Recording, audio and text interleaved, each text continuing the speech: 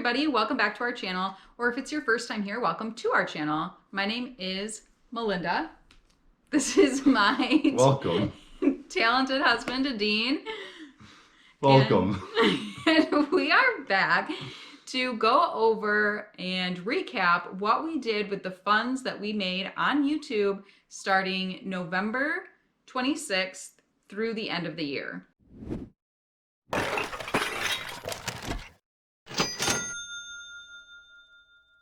Yes, we pledged on the 26th of November on Instagram. If you're not following us there, head on over and give us a follow. We're giving you daily tips, tricks, all that good stuff.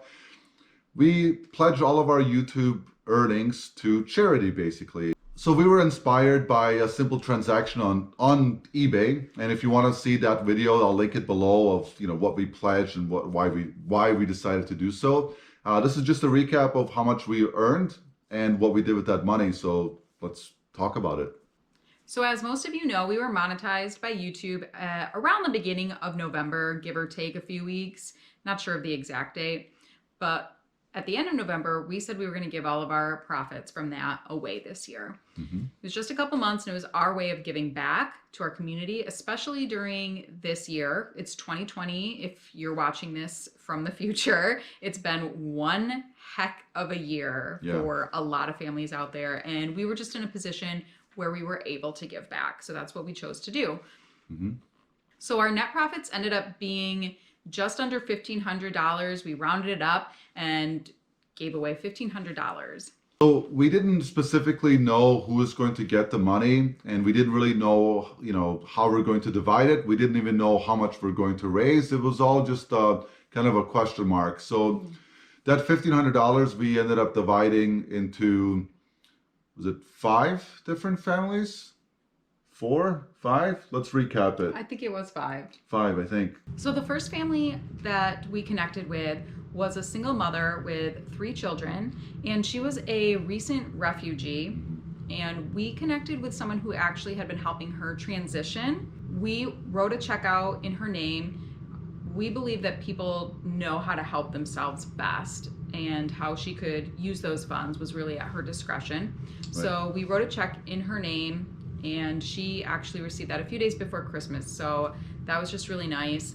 We did receive some pictures and a nice letter, and that was just a good feeling. Yeah, it was a really good feeling to get back like that. We also wrote out 2 different amounts to 2 different families. One, another single mother, a widow with 2 children in Bosnia, someone that needed the money.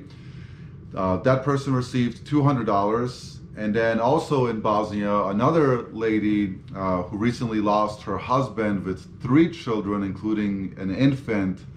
We wrote out a check of $300 for her to help her in a time that, there's just no words. I have no idea how, I'm just getting the chills talking about it. I have no idea how someone can cope with that, especially with the family. So that's where $500 went, and then we still had a balance after that. We originally thought it was maybe going to be $1,000. Mm-hmm. So when it kept going up from there, it was just in the back of our mind of what else can we do. So we ended up buying 2 gift cards for $250 each at a local, I would call it a super grocery. It's called Meijer. I guess in terms of what they have, you can equate it to a Walmart. There's groceries, clothes, everything, anything and everything you can think of are at these. So it's basically you can spend it on whatever you need. Yeah. And those went to, one was a family who had actually, on top of getting COVID, there was a house fire. They lost everything, and I can't imagine going through that right now. A few days, it was a little bit after Christmas, your dwelling burns down, you're not working, you're not getting paid, what would you do? So we just felt fortunate that we had these funds.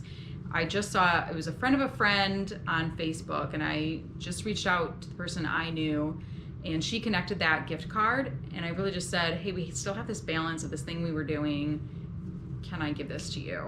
And that that worked out. So that was great. And the other one was another mom. She has 7 kids. She's taken in some of her brother's children, just in a tough financial spot, really. Yeah, that I mean that person was asking for like the bare necessities through Buy Nothing group that Melinda participates in pretty heavily, and that was just kind of a no-brainer. We did get message. We just read right before this video the message of the other person whose property burned down, and she didn't know where the money came from, and she mentioned it, and it was just it just feels good to give back, and I just wanted to extend a gratitude and to thank you to anyone that shouted us out on Instagram, anyone that shared the story, anyone that shared the video, anyone who watched our videos, anyone who subscribed, because you are the reason why we were fortunate enough to give this money away. And so pat yourself on the back if you do so inclined, and thank you from the bottom of our hearts, and from everyone that was affected in a positive way. I'm sure they're grateful as well. So thank you. Yeah, I have this dream where when we're millionaires, we have enough to give away to more people who need it. Because it's just, when you see a need, you want to fix it. At least I do. That's what I enjoy doing. And I gave away, like, on the Buy Nothing group that I'm a part of, which is just a social experiment to see what needs your local neighborhood community can meet without having to pay for anything. And I got a $25 gift card from my work for, again, Meyer. And there were so many people who it was just $25, and there were so many people who commented to be considered for it. And I wish I had a gift card for all of them. I really do. We live in a country where this really shouldn't be an issue. Basic needs should be met, I think. So yeah, it's a time where people's villages, it takes a village, is what they say.